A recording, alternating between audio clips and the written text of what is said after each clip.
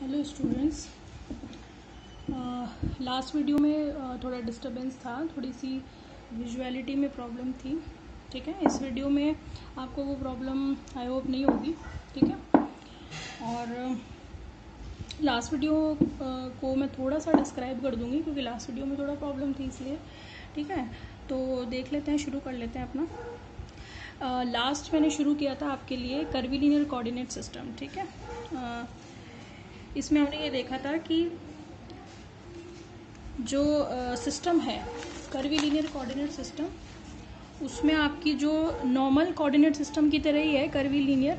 ठीक है, पर उसमें क्या है कि जो लाइंस हैं, मतलब लाइंस जो होंगी वो कर्वी शेप की होंगी, राइट। स्ट्रेट लाइंस ना होकर के कर्वी शेप की होंगी, और जो स्ट्रक्चर्स कर्वी शेप की होती है उनको डिस्क्राइब करने के लिए कर्वीलिनियर कोऑर्डिनेट सिस्टम की ज़रूरत हमें पड़ती है।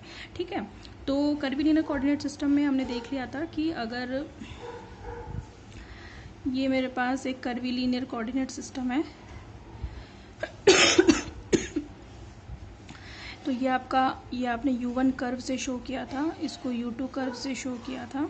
ठीक है, और इसको U3 कर्व से, है ना। आप इन्हें चेंज भी कर सकते हैं, ऐसा कोई फिक्स नहीं है कि आप इसको U1 ही मानेंगे या इसको U2 ही मानेंगे या इसको U3 मानेंगे, ऐसा कोई सिस्टम नहीं है। आप अपनी मर्जी से, जैसे आप XYZ अपने आप से डिसाइड कर सकते हैं, सेम वैसे इसमें भी आप किसी को भी U1, किसी को भी U2, किसी को भी U3 मान सकते हैं। ठीक है, ठीक है, तो मैंने आपसे ये कहा था कि ये जो कर्व है आपका सिस्टम जो है वो कर्वीलिनियर कोऑर्डिनेट सिस्टम है।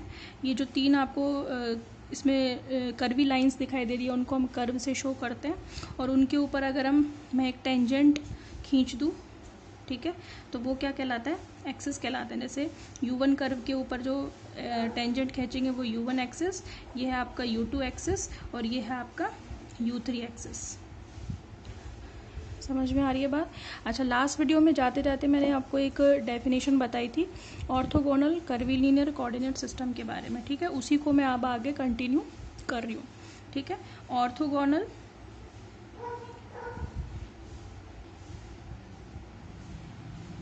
Curvilinear coordinate system.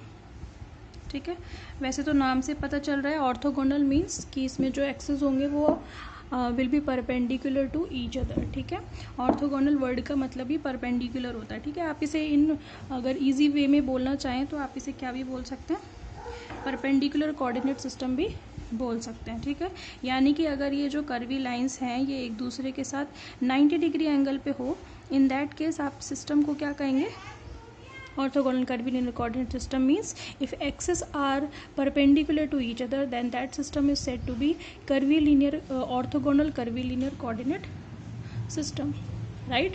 और इस कंडीशन में जो एक्सिस कहलाएंगे या कोऑर्डिनेट्स कहलाएंगे पर्टिकुलर पॉइंट, जैसे मान लो P पॉइंट है, उसके कोऑर्डिनेट्स हैं U1, U2 और U3, तो आप इन कोऑर्डिनेट्स U1, U2, U3 को पता है क्या बोलोगे, आप इनको बोलोगे ऑर्थोगोनल कर्वीलिनियर कोऑर्डिनेट्स।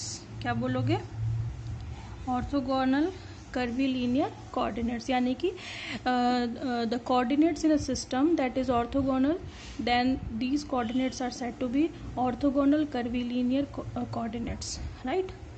ओके, अब देखें आप, इसमें मैं आज आपको लास्ट वीडियो में भी मैंने आपको बताया था कि मैं नेक्स्ट वीडियो में क्या बताऊंगी। तो मैंने आपको कहा था कि मैं डिस्कस करूंगी about base vectors, about scale factors. ठीक है, तो आप देखें बेस वेक्टर्स क्या होते हैं। सबसे पहले तो मैं कंसीडर कर रही हूँ कि मेरे पास एक ऑर्थोगोनल कर्वीलिनियर कोऑर्डिनेट सिस्टम है या नॉर्मल कर्वीलिनियर कोऑर्डिनेट सिस्टम है।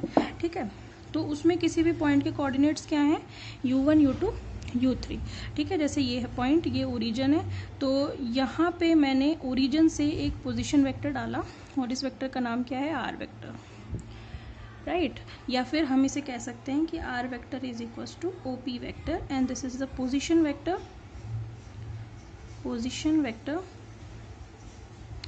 इन curvilinear coordinate system, curvilinear coordinate system, right। So this is the position vector in a curvilinear coordinate system, right। तो इसकी जो पोजीशन है हम यूँ भी कह सकते हैं कि R vector is equals to R vector function की फॉर्म में बताएं तो हम u1 u2 u3, ये भी तो कह सकते हैं ना हम कि R vector is equal to u1 u2 u3, because ये जो आर वेक्टर है ये किसको शो कर रहा है, पोजीशन वेक्टर को, और उसके कोऑर्डिनेट्स क्या हैं u1 u2 u3। तो मैंने इस पोजीशन वेक्टर को u1 u2 u3 इन कर्वीलिनियर कोऑर्डिनेट्स के फंक्शन के रूप में लिख दिया। ठीक है, इक्वेशन समझ में आ रही है, ध्यान से देखना, डेरिवेशन शुरू हो रहा है थोड़ा सा। ठीक है ओके अब अगर मैं यहाँ पे ध्यान देना कि ये जो आर वेक्टर है ये 3 वेरिएबल्स का फंक्शन है, u1 का भी, u2 का भी, u3 का भी। तो आप मैथमेटिक्स में पढ़ते हो पार्शियल डिफरेंशिएशन, मैंने क्लासेस में भी कई बार बताया है कि what is the difference between partial differentiation and total differentiation. ठीक है, तो पार्शियल डिफरेंशिएशन और टोटल डिफरेंशिएशन में ये फ़र्क है कि आप जो टोटल डिफरेंशिएशन करते हो वो तब करते हो कि if any why is function of only variable that is x. तो अगर आपको y में चेंज दिखाना है x के रिस्पेक्ट में तो आप पता है क्या करोगे, we will use total differentiation dy/dx। So this is the indication of the total differentiation, या जिसे आप हिंदी में बोले तो पूर्ण अवकलन बोलते हैं। ठीक है, तो अगर y केवल एक ही वेरिएबल का फंक्शन हो then we will use dy/dx। ठीक है, and this is what, this is total differentiation.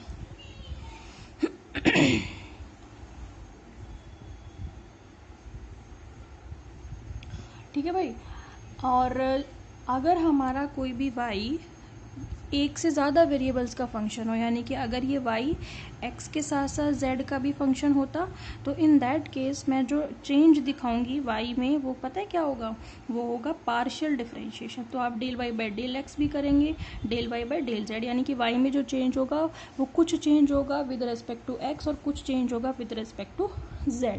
ठीक है, और फिर हम इसका टोटल निकालेंगे, यानी कि वो आप मैथमेटिक्स में पढ़ते हैं कि अगर आपको y का टोटल निकालना हो तो आप क्या करेंगे, कुछ करेंगे x के रिस्पेक्ट में, कुछ करेंगे y z के रिस्पेक्ट में, और we will get a total differentiation dy। समझ में आ गई? सेम प्रोसीजर मैं यहाँ कर रही हूँ, किसके लिए, तो यहाँ पर अगर मुझे dr चाहिए तो मैं क्या करूँगी, del r by del u1।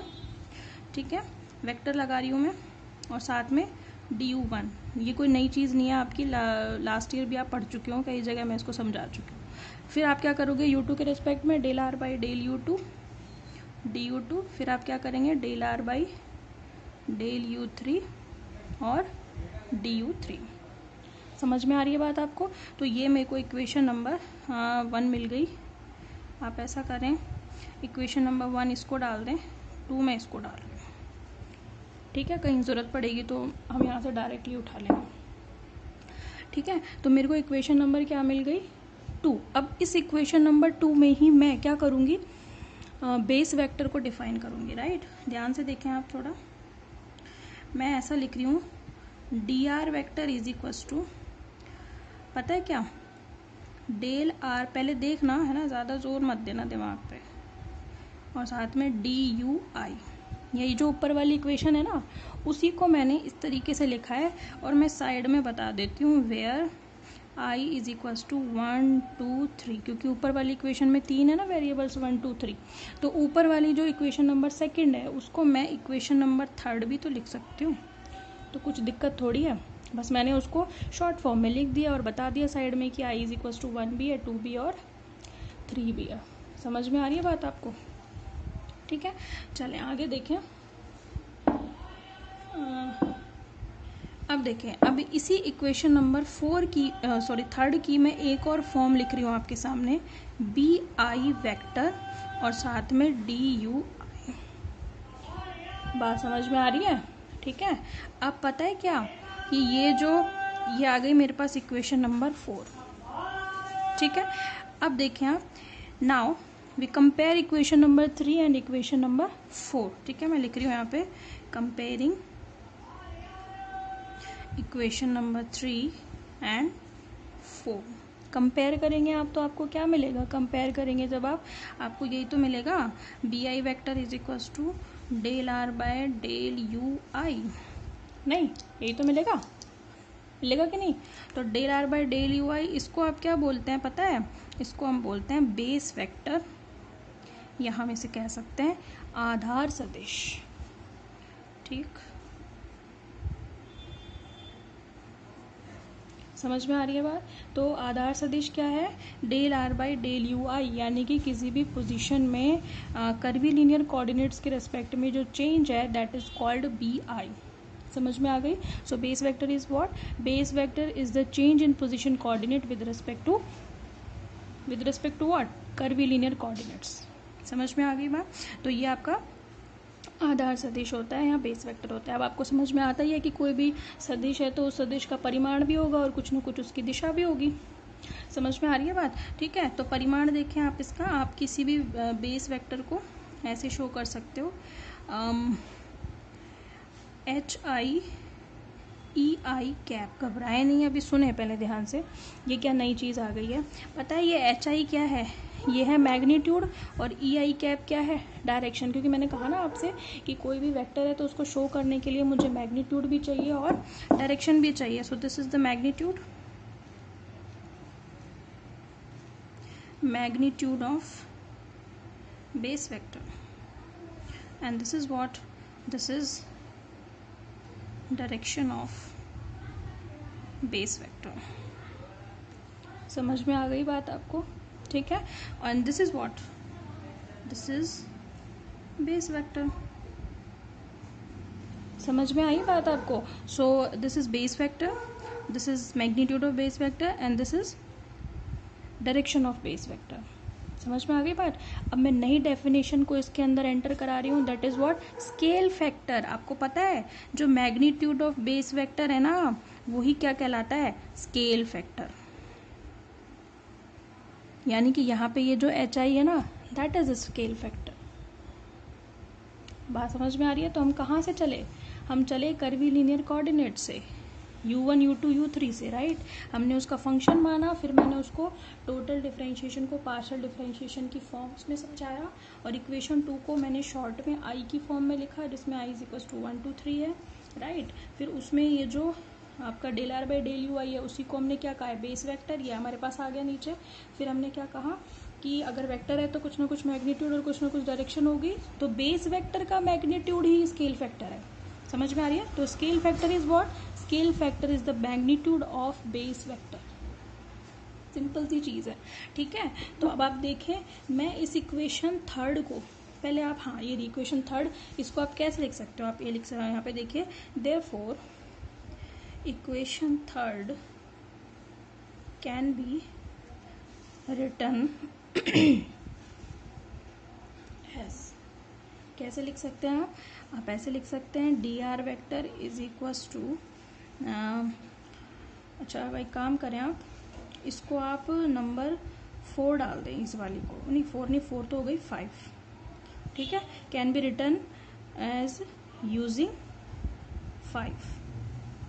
क्या लिख सकते हैं हम, इक्वेशन नंबर, आप थर्ड को लिखें या मैं सीधा फोर्थ को लिख दूँ, 4 को लिख रही हूँ मैं, ठीक है। इक्वेशन 4 को बी आई की जगह पर आप क्या लिख सकते हैं, H I E I cap, equation 5 को यूज़ करके। तो आप क्या लिखेंगे, H I E I cap और साथ में डी यू आई। गलत थोड़ी ना है, ये क्या है, ये बेस वेक्टर है। समझ में आ रही है बात। और आप एक काम कीजिए, ठीक है, इसको खोल लें आप, तो आपको क्या मिलेगा, H1 E1 कैप और साथ में DU1। मैं यहाँ पर भी आप बता दें, फिर I इज इक्वल्स टू 1 2 3, ठीक है, प्लस जब मैं 1 2 3 रख रही हूँ तो आप क्या रखोगे फिर आगे, H2 E2 cap DU2 plus H3 E3 cap और DU3। समझ में आ रही है बात आपको, ठीक है। और थोड़ा इसको सिस्टमेटिक वे में इस तरीके से भी लिख देते हैं, सिस्टमेटिक वे, मतलब ये सही है। इसमें तो आपका क्या, बेस वेक्टर सेपरेट मैंने दिखाया है ब्रैकेट्स में, अदरवाइज आप इसको ऐसे भी लिख सकते हैं, क्योंकि हम डायरेक्शन को अलग शो करना चाहते हैं तो कभी कभी इसको ऐसे दिखा देते हैं, E1 कैप डायरेक्शन अलग और H1 DU1, ठीक है, plus E2 cap H2 DU2, ठीक है, plus E3 cap H3Du3। It's a very important equation, ये हमको आगे कई जगहों पर ज़रूरत पड़ेगी इस इक्वेशन की। समझ में आ रही है बात? तो इसमें आपकी डायरेक्शन पता चल गई, मैग्नीट्यूड पता चल गया, बेस वेक्टर पता चल गया, स्केल फैक्टर पता चल गया। समझ में आ रही है? एक चीज़ और मैं आपको बता दूं कि जो मैं बार बार डायरेक्शन का जिक्र कर रही हूँ कि आधार सदिश की कुछ ना कुछ डायरेक्शन होती है, तो पता है डायरेक्शन कहाँ होती है? ये जो भी आपका कर्व है, जैसे मान लो ये U1 कर्व है, ये U2 कर्व है और ये आपका U3 कर्व है। तो जो आपने टेंजेंट खींचे थे, स्पर्श रेखीय, ये एक्सिस थे, तो किसी भी बेस वेक्टर की जो डायरेक्शन होती है वो UI कर्व की डायरेक्शन में होती है। UI कर्व मतलब U1 curve, U2 curve, U3 curve, इनकी डायरेक्शन में ही बेस वेक्टर की डायरेक्शन होती है। समझ में आई? तो इस वीडियो में हमने क्या क्या देखा, इस वीडियो में इतना ही रखते हैं, क्योंकि जो नेक्स्ट टॉपिक है उसको मैं शुरू नहीं कर सकती इसमें, ठीक है, उसको मैं नेक्स्ट वीडियो में डिस्क्राइब करूंगी आपको। तो आज की जो वीडियो है उसमें हमने क्या डिस्क्राइब किया, curvilinear coordinate system, orthogonal curvilinear coordinate system, ठीक है। ऑर्थोगोनल कर्वीलिनियर कोऑर्डिनेट्स में किसी भी पॉइंट के कोऑर्डिनेट्स जो हैं वो ऑर्थोगोनल कर्वीलिनियर कोऑर्डिनेट्स होते हैं। फिर मैंने इसमें आपको डिस्क्राइब किए बेस वेक्टर और साथ में स्केल फैक्टर के बारे में बताया। समझ में आ गई बात? तो आपको अगर कोई इशू है वीडियो की को लेकर के तो आप कमेंट सेक्शन में बता सकते हैं, अदरवाइज़ कमेंट करके बताएं या फिर जो भी आपका हिसाब है। दूसरी बात यह है, टॉपिक को लेकर के कोई भी डाउट है तो वो आप कमेंट सेक्शन में बता देना, उसको फिर मैं नेक्स्ट वीडियो में आपको डिस्क्राइब कर दूँगी, ठीक है। ठीक है, अभी तो छोटी छोटी चीज़ें चल रही हैं, ठीक है, धीरे धीरे पढ़ना अपना शुरू करें, इस तरीके से अपना बेस बनेगा मैथमेटिकल फिजिक्स का। बहुत ध्यान से पढ़ें, चीज़ें एक दूसरे से लिंक्ड होती हैं, ठीक है। आपको पहले भी मैंने कई बार बताया है, फिजिक्स में चीज़ें हर एक चीज़ एक दूसरे से लिंक्ड है। अभी आप तरीके से पढ़ते हुए चलेंगे, आगे किसी चीज़ में कोई दिक्कत नहीं आएगी, मेरी गारंटी है उस चीज़ की, ठीक है। लेकिन सीरियस आप ही को होना पड़ेगा, क्योंकि सामने जब पढ़ाते हैं तब की बात अलग होती है, हम आपको प्रेशराइज भी कर सकते हैं पढ़ने के लिए, समझने के लिए, टेस्ट भी होते हैं।